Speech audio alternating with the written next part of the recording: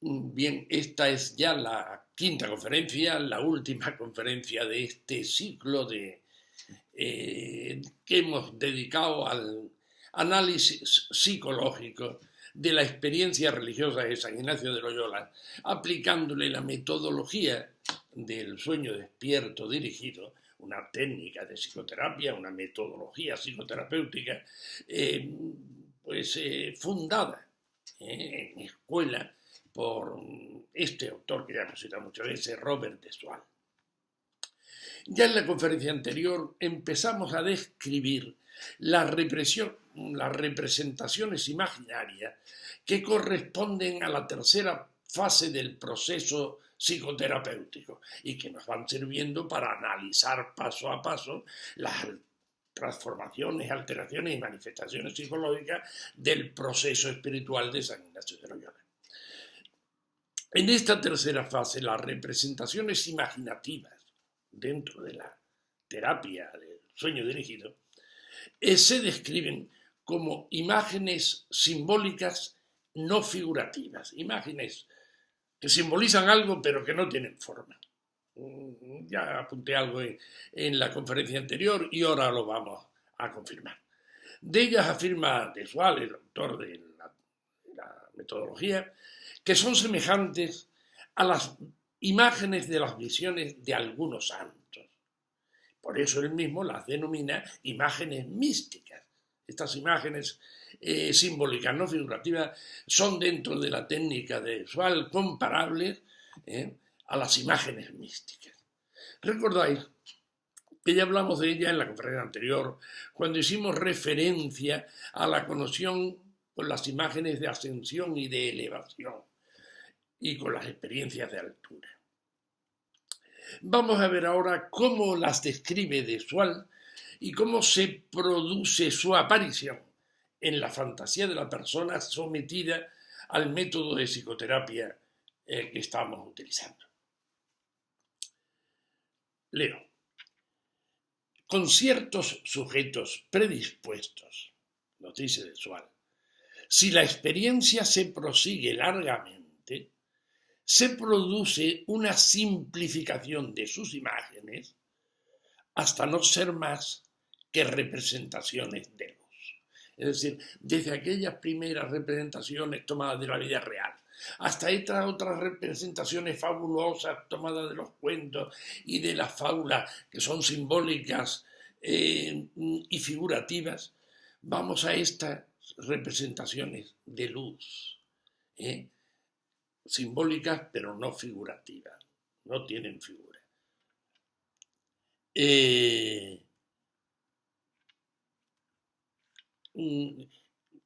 Hasta se produce una simplificación de sus imágenes hasta no ser más que representaciones de luz, primero doradas, después se vuelven de blanco mate y más adelante dan una impresión brillante y transparente como un cristal deslumbrador.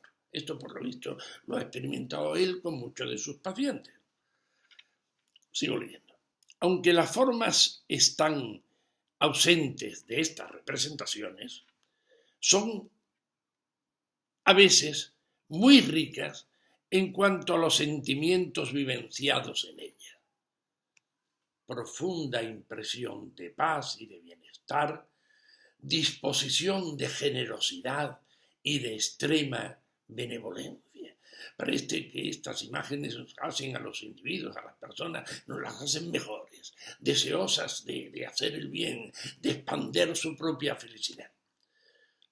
Estas representaciones, sigo leyendo, se acompañan también a veces de un sentimiento de presencia, bien conocido de los que han estudiado la psicología de los místicos.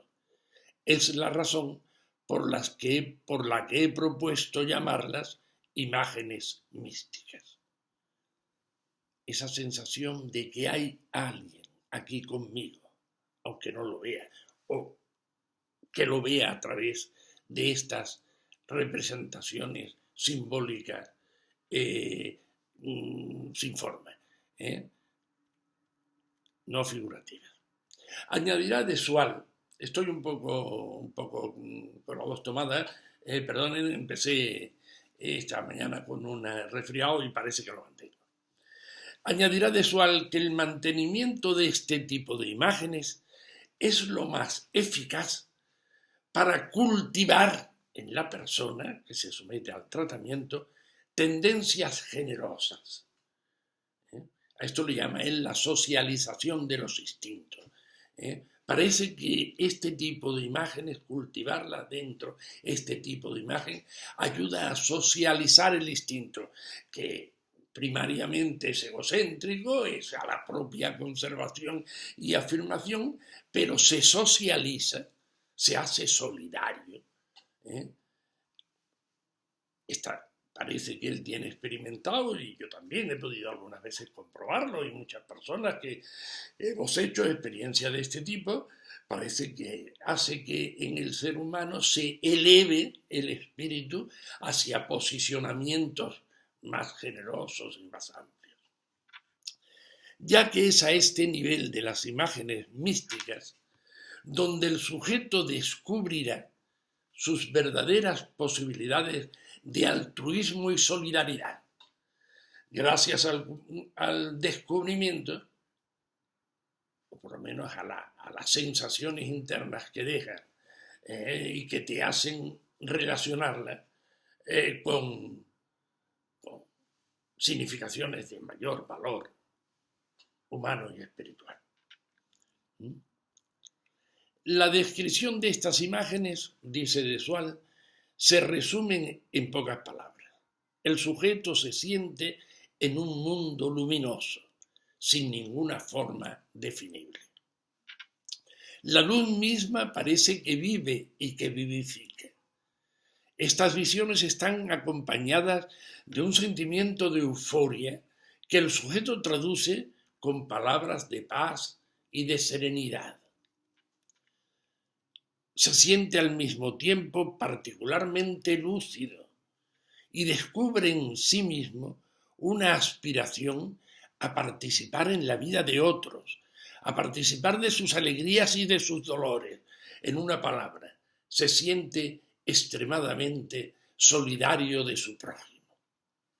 Esto lo dice de Sual. Bueno, pues ya aquí es el momento de insertar las últimas experiencias imaginativas o imaginarias, en cuanto que la imaginería es la técnica o la capacidad de producir imágenes materiales en la imaginería de los escultores, e imágenes mentales tal como nosotros lo interpretamos, lo consideramos. Bueno, pues vamos a insertar las últimas experiencias imaginativas o imaginarias que San Ignacio nos relata en su autobiografía y que corresponden a la tercera modalidad de imágenes simbólicas no figurativas.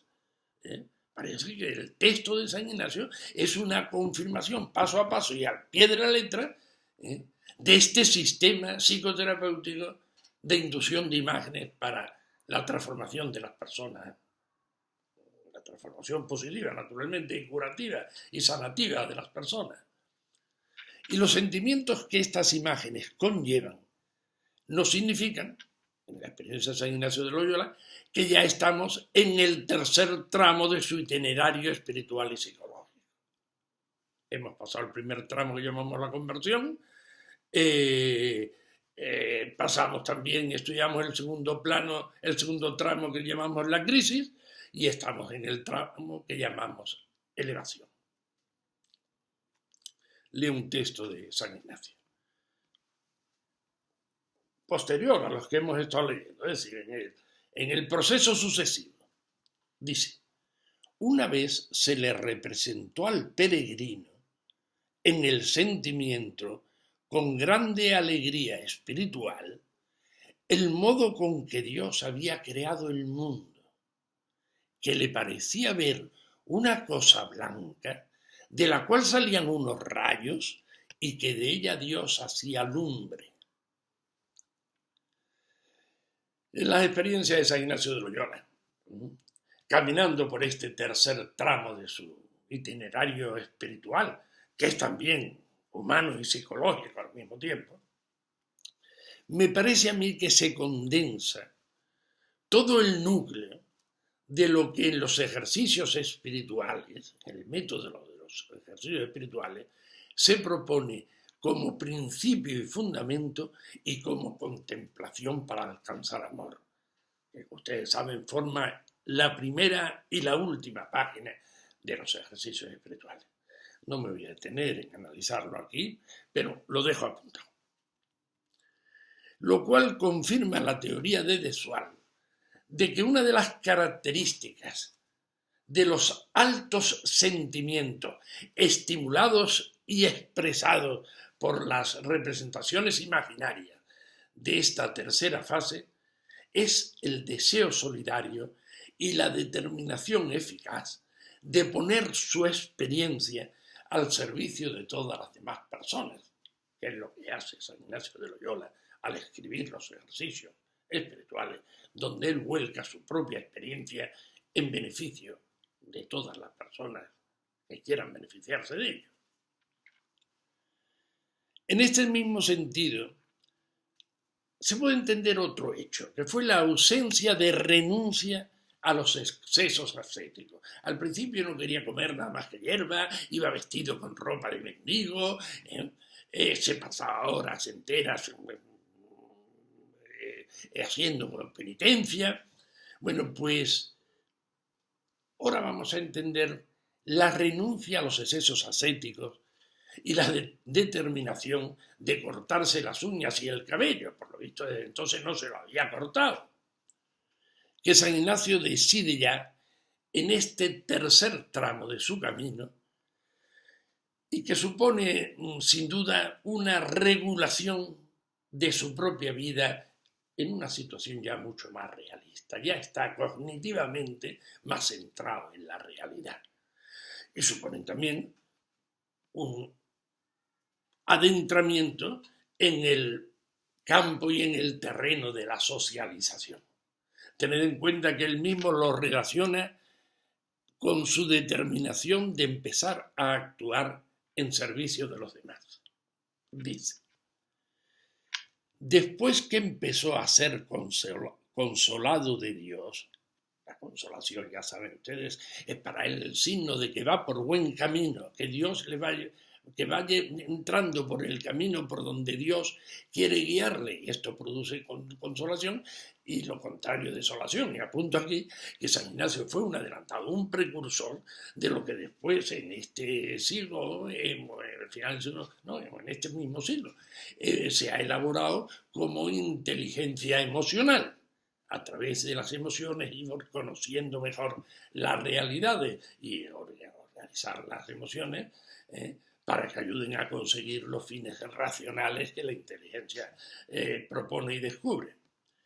Bueno, después de que empezó a ser consolado de Dios y vio el fruto que hacía en las almas, tratándolas, dejó aquellos extremos que de antes tenía.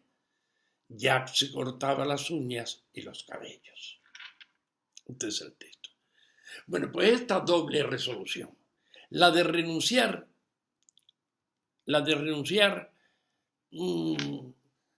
a las extremidades, a los excesos de ascetismo, y la de renunciar también a concentrarse sobre sí mismo, para consagrar la vida y la actividad vital al mejoramiento social de la condición humana.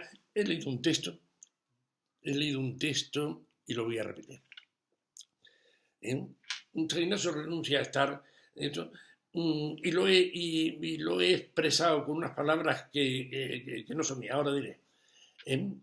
De ser contra sí mismo para, aquí empieza la cita, que no se refiere directamente a Ignacio de Loyola. Consagrar la actividad vital al mejoramiento de la condición humana. Pues algunos especialistas en ciencias religiosas han determinado que cuando alguna persona, y en este caso nosotros lo referimos a San Ignacio, deciden consagrar su actividad vital al mejoramiento social de la condición humana, es una de las características que marcan la historia moral del progreso espiritual de los místicos. Y citan a un autor, James Leuba, de un libro Psicología del misticismo religioso.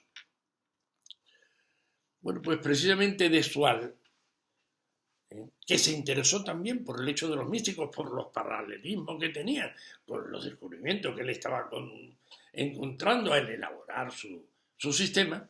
Precisamente de Sual comenta que el místico, en los primeros niveles de su evolución moral, muestra un comportamiento exagerado por una ascética mal comprendida. Es decir, el místico empieza a hacer excesivamente, pues poner todo el esfuerzo en hacer penitencia, en renunciar a cosas de la vida, etc. A través de la que manifiesta, de modo que este comportamiento exagerado por una ascética mal comprendida manifiesta la fuerza del instinto contra la que el místico lucha, pero que reclama surrepticiamente su satisfacción. Viene a decir que es como un engaño del instinto. Que cuando se le intenta domeñar a través de la ascética, se refuerza y busca una salida de autopunición masoquista. Es decir, el mismo instinto que quería, que él hubiera querido orientar hacia su mejoramiento, eso se convierte en un instinto autoagresivo y masoquista. Su triunfo en esta lucha, el triunfo que San Ignacio va consiguiendo y consigue en esta lucha, le llevará a una ascensión en una línea que verdaderamente supone el encuentro con la verdadera mística, cuya condición, la condición esencial de la mística, es el amor de Dios y de los demás, visto y expresado y sentido y experimentado en unos niveles de cognitivos y emocionales y espirituales pues excelsos. Así lo explica de Sual y añade: el profano será advertido de esta victoria y podrá juzgar del nivel de sublimación o de evolución alcanzado no por el relato de sus sueños o de sus visiones, sino viéndole salir de su retiro para consagrarse al mejoramiento social de la condición humana. Bueno, esas son palabras, una interpretación de eso. Continuamos entonces con la autobiografía de Ignacio de Loyola y con la relación de otras visiones ya de esta modalidad de imágenes simbólicas no figurativas que van a tener como especial resonancia en la esfera afectiva la de dejar en Ignacio de Loyola un sentimiento de sosiego y de seguridad en los valores religiosos interiorizados durante todo este proceso. Contraste con el proceso anterior, que la interiorización de aquellos valores religiosos descompensó todo su psiquismo en alternancias polares, bipolares de alegría y de hundimiento, e incluso en deseos de suicidio, en obsesiones escrupulosas. Ya ha superado esa etapa y está en otra etapa de sosiego espiritual total.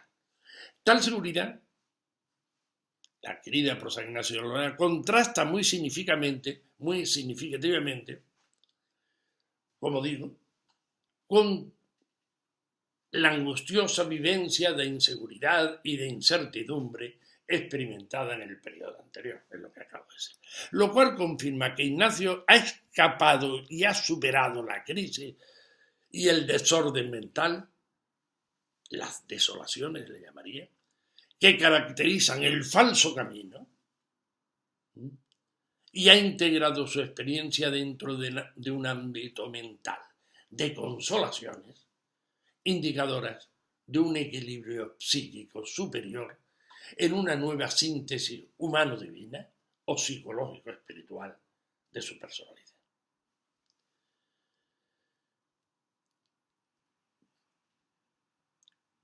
Para que pueda quedar trazado el cuadro completo de las representaciones imaginarias propias de esta tercera fase, añadiré un relato muy importante, de esta nueva experiencia, narrado en su autobiografía. En todo este tiempo le aparecía muchas veces nuestro Señor, el cual le daba mucha consolación, otra vez la consolación, está en el buen camino, le daba mucha consolación y esfuerzo. Parecíale que veía una cosa redonda y grande, como si fuese de oro, y esto se le representaba. Bueno, pues con esto hemos llegado a la cumbre, al momento privilegiado de esta tercera fase de elevación mística, momento que hay que enmarcarlo, que vamos a enmarcarlo en una experiencia de plenitud,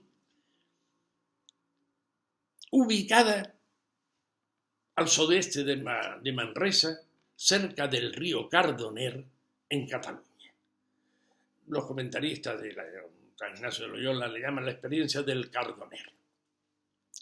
En este lugar y con esta experiencia culminó una síntesis definitiva de la experiencia psicológica y espiritual y de la reconversión total de su personalidad. Aquí quedó acuñada sobre la imagen aquella del soldado y desgarrado y vano, quedó acuñada la nueva imagen de sí mismo y quedó consumado su proceso de transformación psicológica, trasladando su pensamiento al plano cognitivo, que ahora le llamamos inteligencia espiritual.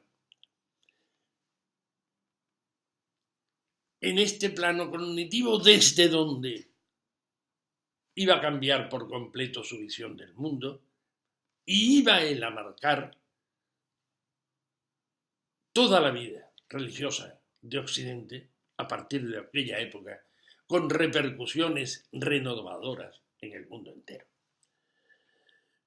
Todos los principales comentadores e historiadores de Ignacio de Loyola están de acuerdo en afirmar que el fruto de esta experiencia iluminativa fueron dos realizaciones de valor universal y de resonancias mundiales.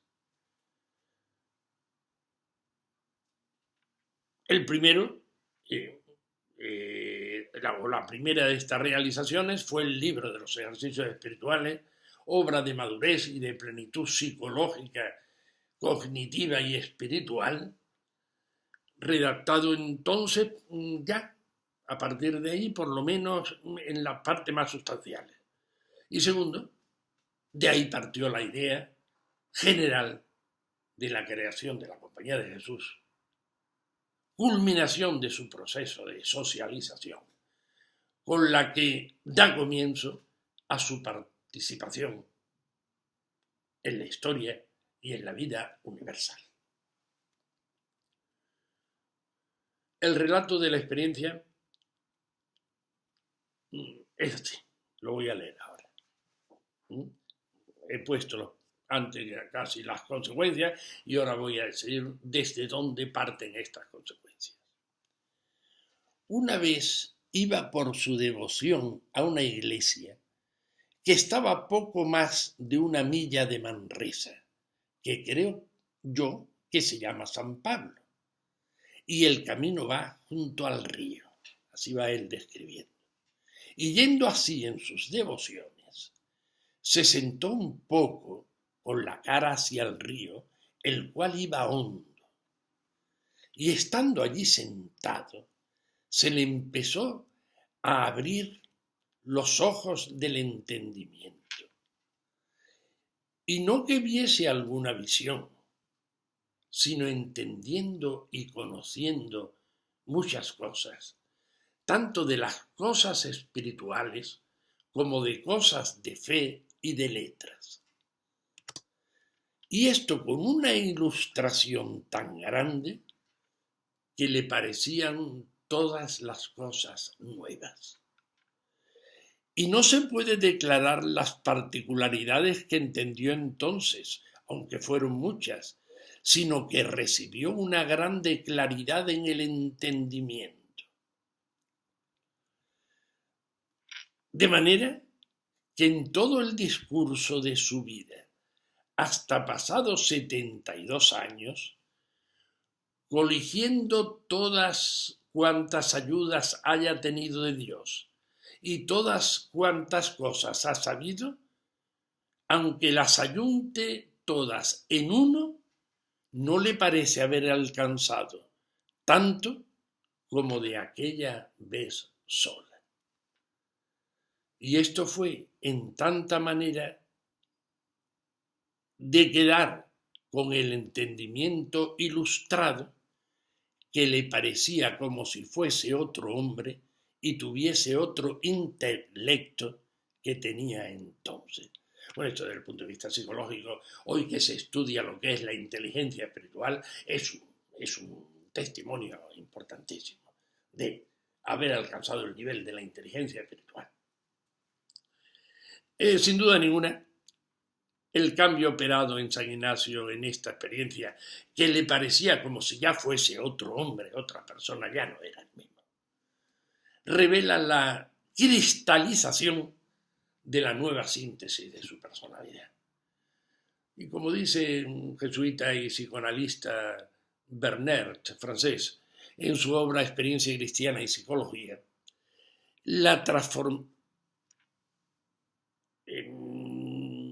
el cambio operado con esta revela también la transformación radical de su relación a partir de ahora con el mundo.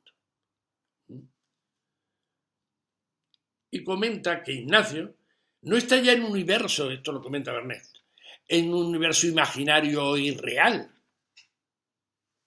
como sucede en la evasión a muchas de las fantasías y como sucede en el delirio, sino en una nueva reorganización cognitiva, que es a lo que yo hoy le llamo inteligencia espiritual, formulado así por Bernet. Voy a leerlo.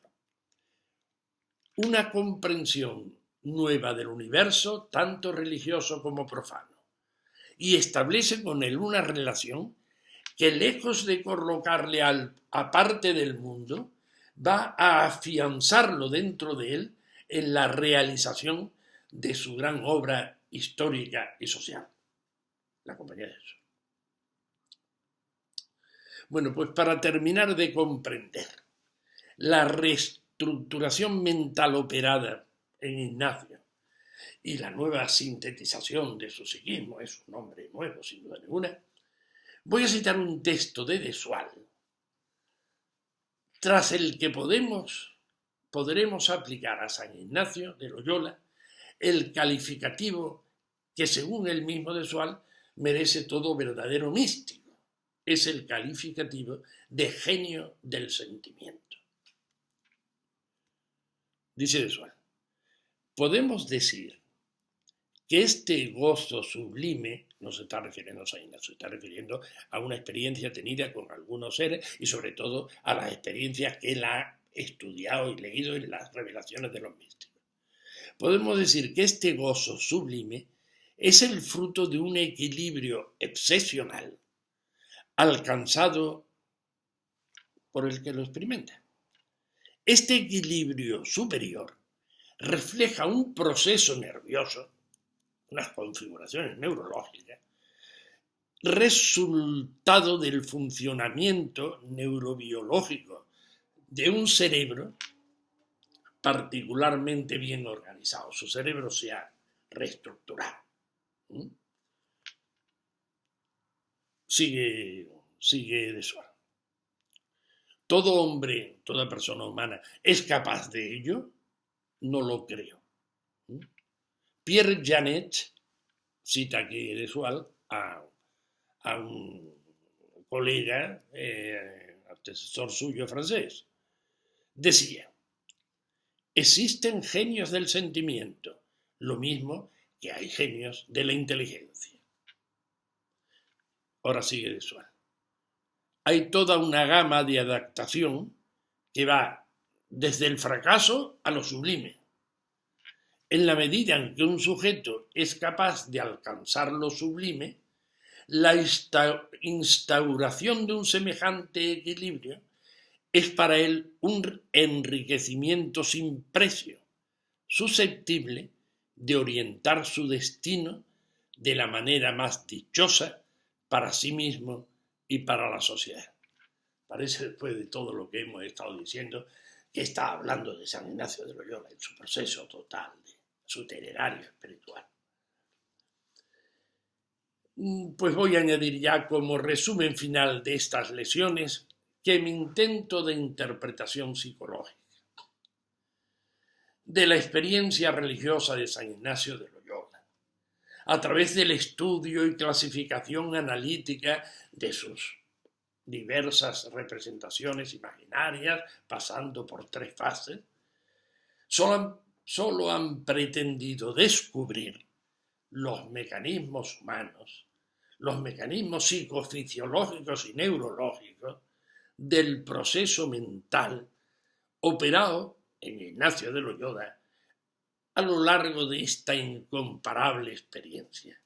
Y esto lo he hecho basándome en el relato autobiográfico de sus sueños despiertos dirigidos por Dios. Porque él mismo lo testifica así. En este tiempo, Dios le trataba de la misma manera que trata a un maestro de escuela a un niño, enseñándole.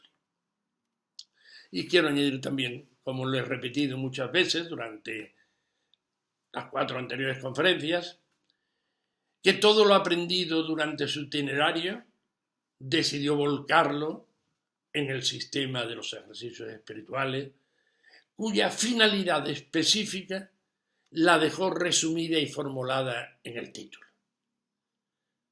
Ejercicios espirituales, así se titula los ejercicios espirituales, como saben muchos de ustedes. Ejercicios espirituales para vencer a sí mismo y ordenar su vida sin determinarse por afección alguna que desordenada sea, sin coger un camino equivocado de autorrealización. ¿No os parece que ya este mismo título presenta y ofrece un claro paralelismo de objetivos con los de cualquier psicoterapia, sobre todo realizada en nivel de profundidad? Y que esa reorganización y sometimiento de los elementos instintivos y afectivos de la personalidad, vender a sí mismo, es, pues de alguna manera, someter al propio control los elementos instintivos y afectivos de la propia ser el hombre a sí mismo. Es un fortalecimiento de su yo personal frente a las fuerzas desintegradoras, las de dentro, el ello que le llamaría Freud, toda la fuerza de los instintos y de todo el tumulto del inconsciente que actúa a través de la afectividad, de los sentimientos, de las emociones y de los instintos, a veces de un modo incontrolable, y las fuerzas desintegradoras de fuera, las adversidades de esta vida, los problemas, las enfermedades. Pues ¿no les parece a ustedes que la reorganización de los instintos y afectivos de la personalidad, ese vencer a sí mismo, ese fortalecimiento del yo frente a las fuerzas desintegradoras, las de fuerza y las de fuera, con la vista puesta en una actuación más integrada, más racional, más autoconstructiva, sin dejarse llevar por ningún camino desordenado, etc. No es exactamente el mismo fin que se persigue por medio de la psicoterapia, tal como lo hemos ido señalando con las citas de Swann. Por eso, a lo largo de estas 5 lecciones, he querido ir haciendo referencia a los ejercicios espirituales, en cuanto que constituyen una técnica y una metodología que utiliza las imágenes, las ideas y los sentimientos, adaptándose a cada individuo, la técnica esta de psicoterapia, de un modo diferente y según la etapa de maduración de cada una de las personas. Técnica psicoterapéutica que busca por todos los medios que la persona se conozca a sí mismo y viva mejor, aprovechando las energías fundamentales que existen en cada persona y que son susceptibles, que tienen la capacidad de orientar su vida en una línea que realice con mayor plenitud todas sus potencialidades psicológicas y espirituales que forman parte del conjunto de la personalidad humana que cada persona es capaz y lleva dentro de sí. Y termino con una cita que recogí hace más de 40 años de una revista, donde un autor francés, psicoterapeuta también, seguidor de este método de sueño despierto dirigido, pues había dejado escrita, como he dicho, en una revista. Dice él, después de un artículo que hablaba de esta nueva técnica, por la que yo también me interesé, bueno, una vez estando en París, yo no la conocía antes de ir a París, pero allí la conocí, incluso mandé artículos a España, a la revista única de psicología que existía entonces, que era la Revista General de Psicología General Aplicada del Instituto Superior de Investigaciones Científicas, mandé un artículo sobre esta técnica de psicoterapia. Todo lo dicho hace que los ejercicios de San Ignacio puedan ser considerados una técnica psicológica de imaginería mental análoga a todas las que nosotros conocemos. Y San Ignacio se presenta en 1552 no solamente como un precursor en Occidente de las técnicas de la imagen, sino como el autor de la primera técnica de la imagen del mundo moderno. Bueno, muchas gracias a todos.